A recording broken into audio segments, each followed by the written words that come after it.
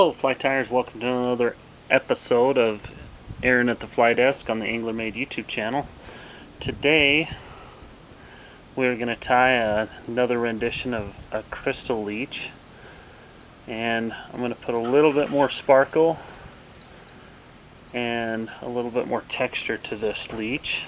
I love using leeches because you can use them all over for a variety of fish, because it not only can it imitate a leech, it can imitate a bait fish, crawdad, whatever you want. So with that, today I'm using a Tiemco 2312. It's a finer wire hook, and it's one of those curved hooks, and I've got a 1/8 bead in a size 8. And so the first thing I'm going to do is I'm going to get some crystal flash, and I'm going to cut 2 strands of it, and then I'm just going to fold it over and put that right in to the fly.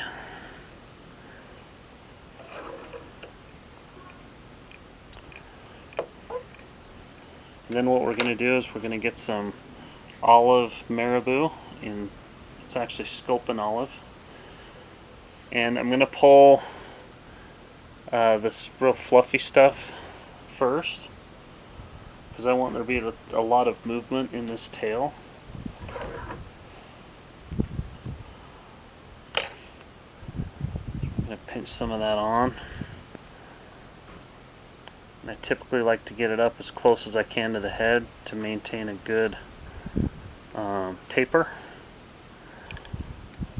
So once I get there, I don't cut it, I break it off, and then you can see that you get a nice tapered look. You can tell I'm outside today. It's a beautiful day, so I'm tying outside today. Alright, the next thing we're going to do is we're going to get some olive crystal braid, and I'm going to lay it on the side of the hook all the way up to the bead.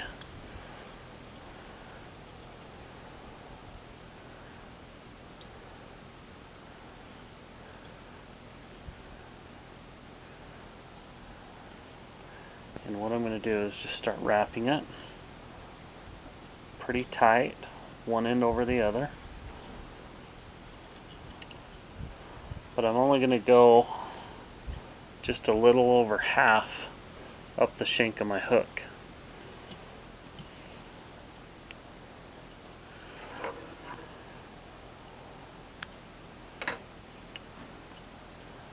Like so. So now I've got all this empty space. I'm going to show you what we're going to do there. So we're going to take some brown olive dubbing. This is, I call it Simisil dubbing. Troutman calls it something else. Designer dub, I think is what it says right here. But any type of seal dubbing that's got that texture, so it moves and looks better in the water, and it's really easy to work with. So we're just gonna make ourselves a nice little dubbing strand on our existing thread, and I'm gonna go back here, and I'm going to start wrapping over the top of where we just put our crystal braid. I'm going to wrap quite liberal through this, and I'm going to pack it in really heavy behind this bead head. And what that does is it gets some of that material coming underneath the bead, so it makes it nice and tight.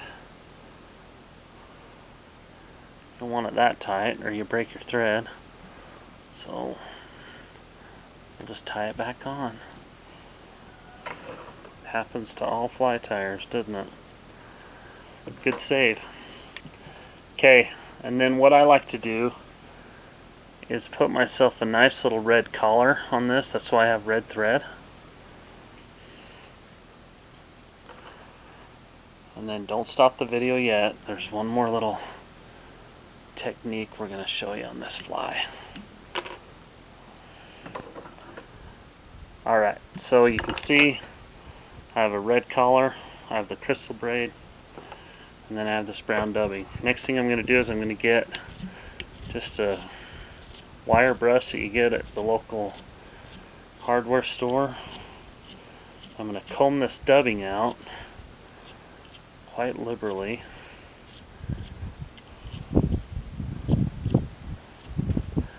And now you can see it's got a whole different look. When that gets in the water, it breathes over the top of that crystal, and it gives it a really awesome look in the water. Makes it look a little bit like a bait fish. But you can use this fly to imitate damselflies. You can use it to imitate bait fish or leeches. So there you have it, my friends. Aaron's rendition of a crystal leech. Guaranteed to catch fish. Thank you for watching this episode of Aaron at the Fly Desk.